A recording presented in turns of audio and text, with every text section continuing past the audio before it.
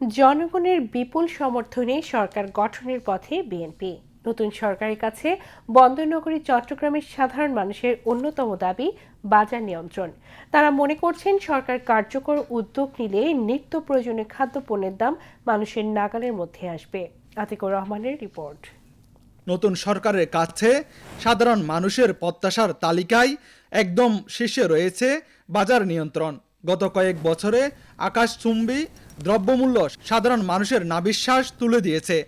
মানুষের দাবি চাল, ডাল আর তেলের দাম যেন সাধারণের নাগালে থাকে। যারা নির্বাচিত হয়েছে তাদের কাছে আমাদের একটাই দাবি, আমরা যারা মাঠে করি খাই যেন ক্রয় মূল্যটা সীমাবদ্ধ থাকে। কর্ম করে যেই টাকাটা পাবো ওই টাকাটার ভিতরে ফ্যামিলিটা যেন সুন্দরভাবে চালাইতে পারি, এতটুকুই আশা, আর কোনো কিছু না। এখন যারা নতুনভাবে আমাদের মাঝে বাংলাদেশে নির্বাচিত হয়েছে, আমরা ওদের কাছে প্রত্যাশা একটাই, যে মেহনতি মানুষ অর্থাৎ গরিব দুঃখী মানুষ যাতে সুন্দরভাবে আপনার চলতে পারে, সুন্দরভাবে ওরা দেশ পরিচালনা করতে পারে, এটা আমাদের প্রত্যাশা ওদের কাছে।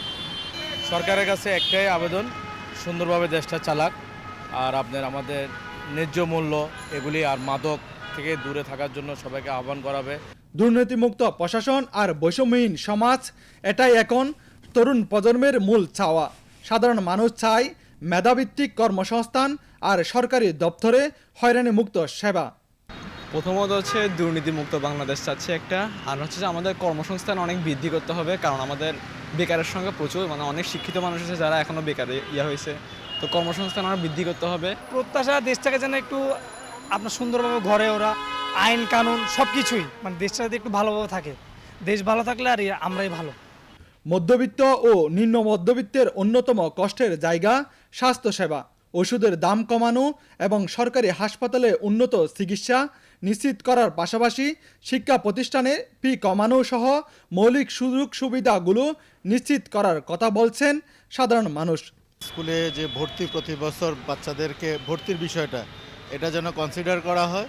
একবার ভর্তি হলেই যেন সে ক্লাস 1 থেকে 5 থেকে এসএসসি পর্যন্ত সে যেন প্রতি বছর ভর্তি হতে না হয়, এই বিষয়টা দেখা উচিত।